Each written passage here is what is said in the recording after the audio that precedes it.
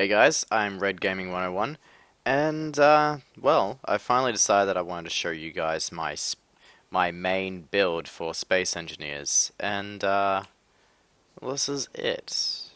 Not the entire thing, of course. This is actually one of the branch offs I have.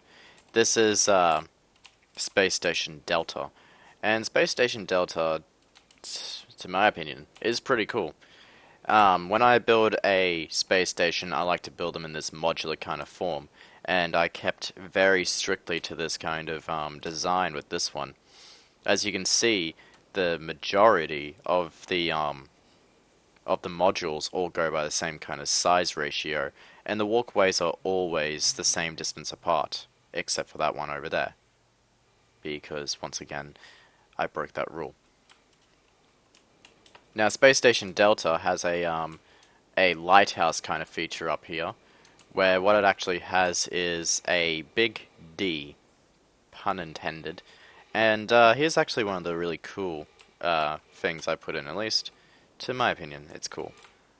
Now, this one is the one that's on right now, but if I turn that off and then turn on the hazard lights, granted it actually kind of looks a bit slower, but that's because as pistons and the closer to that center of rotation is where something will move slower, but something further away from that is going to appear to move faster.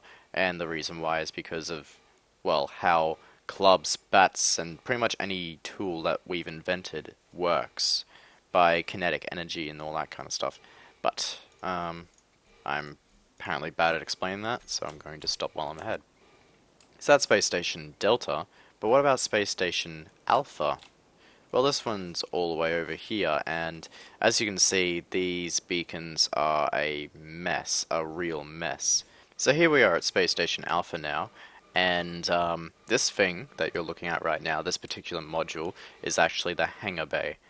And I decided to make it with this door, which, fair warning, is not as good as other doors I've seen on Space Engineers. Do feel free to tell me how to do that if you do know. I'll gladly edit this. This particular setup is actually more of a private thing. I have no real of publishing this to the workshop, like for my other one, which is going to appear on the screen in the top right in a moment. Click on that top right thing if you want to go to the tour of that thing that I actually submitted to the workshop. And so first ship that we've got is kind of like a cruise ship, and its main purpose is quite literally that, just to transport people from one space station to another. So they have all this windows and all that, and they can look out. It's pretty nice. And then I started what I called the Omega Squad. And the Omega Squad are a bunch of ships, all modeled in specific ways, and they have, well, you know, Greek alphabet names. Now, the one that this all started with was Epsilon, and as you can probably tell, this is a thing where I've screwed around with the military escort that pops up in the cargo ships. Now, Upsilon, because the two names of those same letters are so similar, I decided to make both Epsilon and Upsilon from the same kind of template. But Upsilon, instead of getting another military escort, I simply got the Epsilon unit, put it over here, and started editing it. Then next up we got Theta. Theta is actually designed after the alphabet symbol itself. So it's supposed to be a circle with a dash through it. But at the moment it kind of looks more like a diamond or something with a dash through it. Now this one is it looks good on the outside, but the inside isn't so great. I will be the first to admit that. And this is what I mean by I don't like how it looks on the inside. It's very asymmetrical, and I really didn't want to go with that, but I had to. And then you've got two cockpits here. Why two cockpits? Because I was trying to go for symmetry. Now the way I designed this is pretty damn simple. The circle is what holds everything, including the weaponry systems and the thrusters. and at the very back of it, that's what it looks like, a bit more of a jagged version of the front. Now, onto Sigma. Now, Sigma is a ship I am very happy with.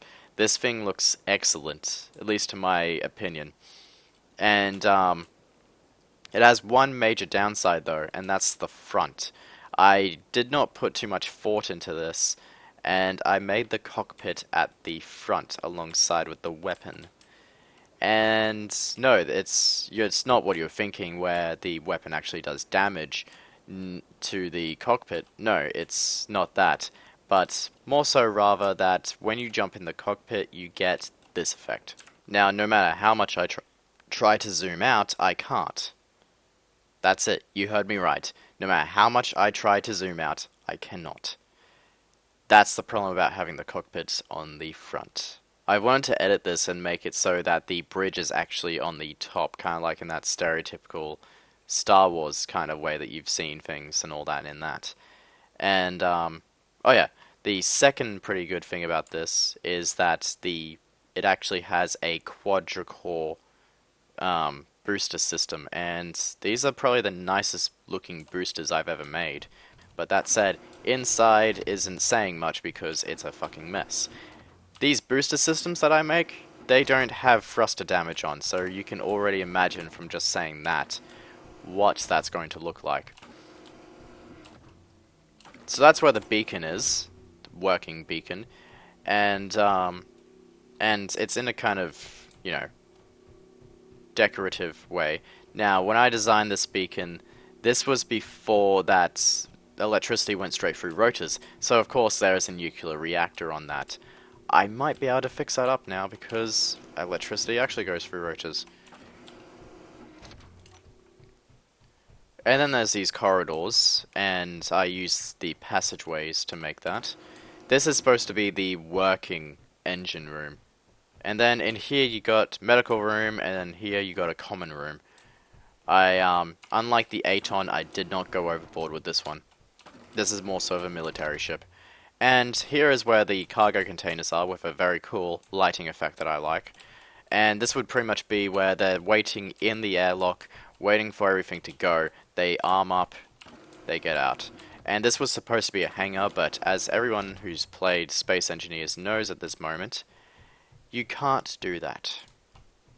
A ship with a hangar doesn't work.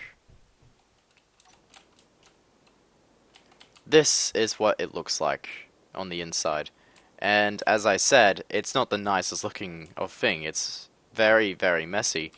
But nonetheless, here it is. And compared to some of the other boosters I've made for these kind of ships, this is actually pretty neat.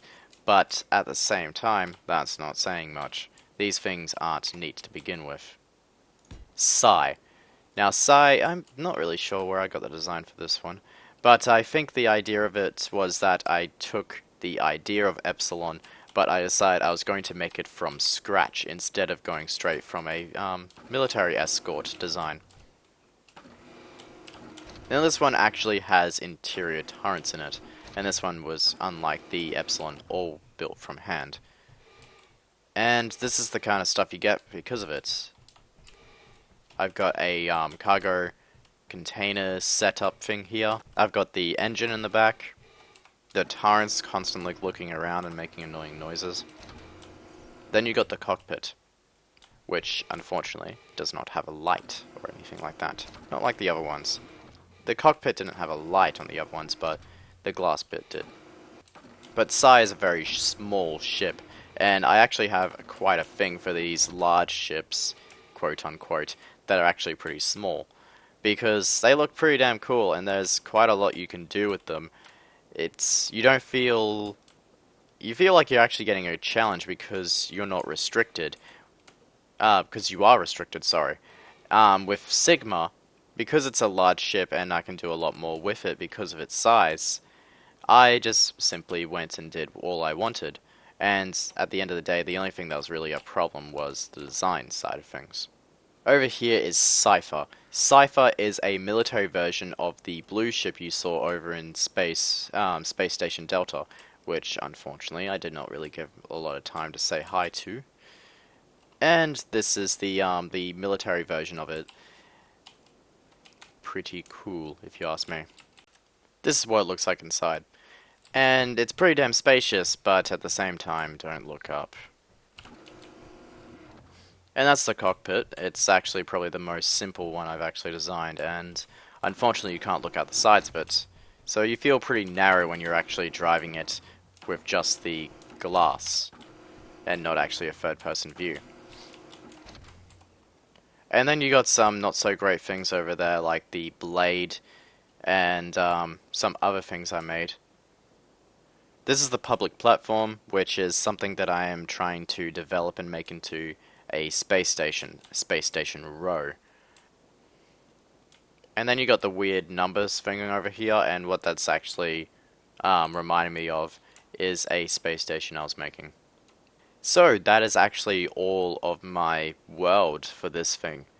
Everything that I made except for the voxel over there, which isn't so much different from the cipher, so there's not a lot of point showing you that one. It just has some containers in the walls and stuff like that. But other than that, that is quite literally my world. There is not too much I've actually experimented with on this one, majorly because I got bored with it. Oh, there is debris over here. What is that? Oh, right. Yeah, this was the failed attempt at Sigma. This was before the convert to ship thing happened, so you had to build everything a little bit differently. But that's my world. I hope you enjoy it. I guess. Enjoyed looking at it. If I make some more interesting stuff on this, I'll definitely make another video if you guys do request that. Other than that, this has been Red Gaming 101, making some pointless content. See you guys next time.